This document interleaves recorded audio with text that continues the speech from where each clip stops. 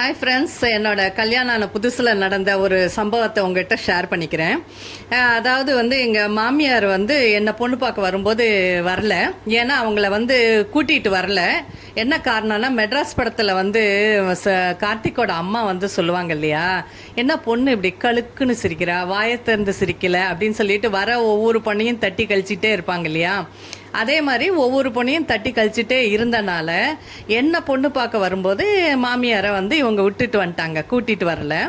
அப்புறம் கல்யாணம்லாம் நடந்தது. கல்யாணம் நல்லபடியாக நடந்தால் பழனிமலைக்கு கூட்டிகிட்டு வரோம் அப்படின்னு சொல்லிட்டு வேண்டிக்கிட்டாங்க போல இருக்கு. அன்னைக்கு எல்லாம் சொந்தக்காரங்க எல்லாம் ஒரு 30 பேர் எல்லாம் மச்சாண்டார் வீட்டில் எல்லாம் உட்காந்துருந்தாங்க. டூரிஸ்ட் பஸ் வர்றதுக்கோசரம் வெயிட் பண்ணிகிட்டு இருந்தாங்களா.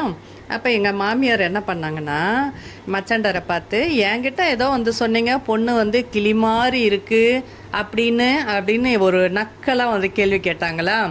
அதுக்கு சின்ன மச்சாண்டார் என்ன சொன்னார்னா, ஆமாம் பொண்ணு கிளி மாதிரி தான் இருக்குது, பாரு மூக்கை பாரு கிளி மாதிரி கூரா இல்லையா அப்படின்னு அவர் சொல்லிட்டு சிரித்தவனே அங்கே இருந்தவங்க எல்லாம் அப்படியே கொல்லுன்னு சிரிச்சிட்டாங்கன்னு வச்சுங்களேன்.